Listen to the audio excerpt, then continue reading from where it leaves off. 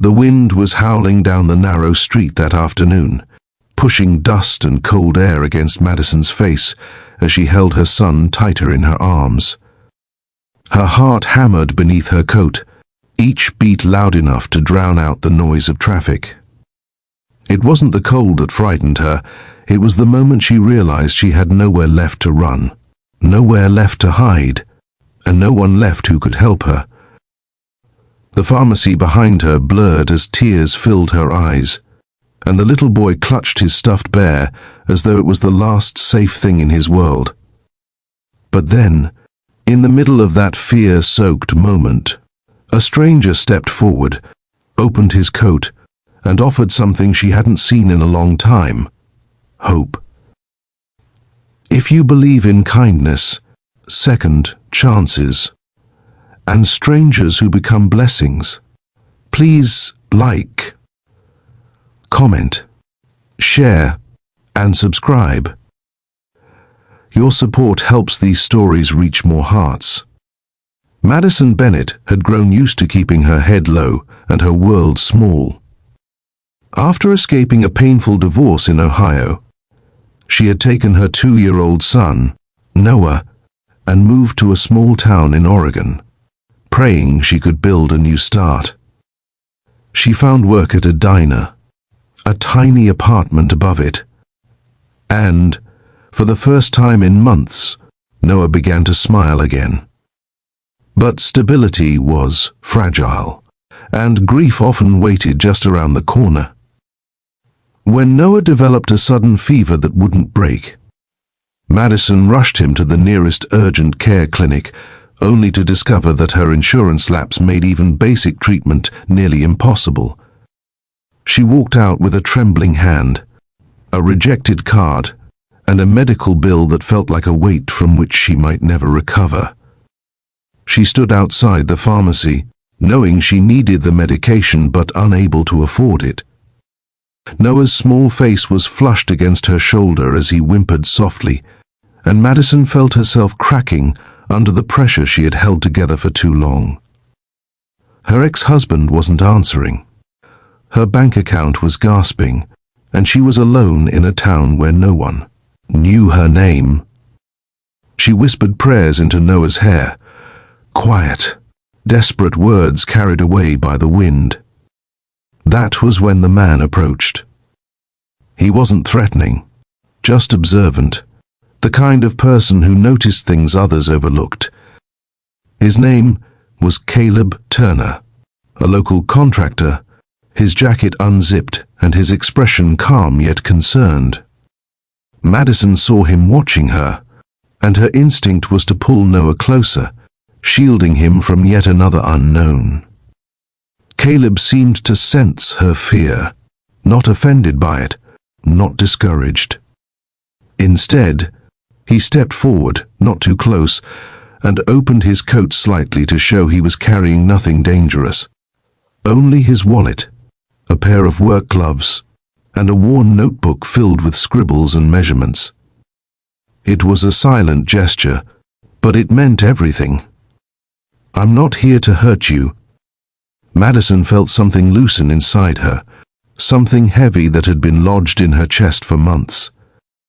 Caleb asked if she was okay, and though she wanted to say yes, the words crumbled into a quiet sob. She didn't tell him everything, just enough. Noah's fever, the medication, the card decline, the exhaustion.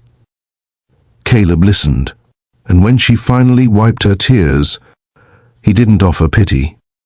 He simply took the prescription slip from her hand, walked inside the pharmacy, and returned with a small bag, warm from the technician's hands. Madison shook her head, insisting she couldn't accept it, but Caleb didn't push. He stood still, his coat open to the cold air, his voice steady as he said that sometimes God uses unexpected people to step in when the storm gets too strong. Madison, who had clung to faith only by threads recently, felt another tear slip down her cheek. Noah, still weak, reached toward Caleb, a gesture that surprised them both. Caleb smiled softly and placed the medicine in Madison's free hand, treating it not as charity, but as a passing of hope from one person to another. Over the next week, Caleb checked in, not intrusively, just enough to make sure Noah was improving. Madison found herself expecting his knock on the door, the warm smile he always carried. The way he talked to Noah like the little boy was the most important person in the room. Caleb never pushed for more. He didn't ask too many questions about her past or make her feel ashamed of her struggles. He simply helped fix her broken heater one night, brought homemade soup another, and made her world feel less frightening. But storms don't vanish overnight. Madison's job hours were cut due to slow business, and she knew she would soon fall behind on rent. She tried to hide it from Caleb, not wanting him to feel responsible. Yet, one evening, when she walked outside to take the trash out, she found Caleb standing beside a box of groceries he had quietly dropped off. When she confronted him gently, he admitted he had noticed the stress on her face, the strain in her voice.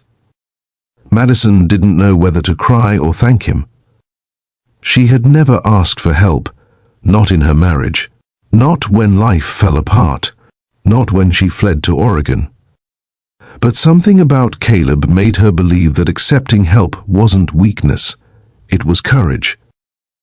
One night, Noah toddled over to Caleb with his teddy bear in hand, offering it to him with a shy smile. Madison's breath caught in her chest. Noah never shared his teddy bear. Caleb knelt, accepted it gently, then handed it back with a warm grin. Madison watched the exchange and realized something powerful. Noah trusted him, and in a way she never expected, she did too.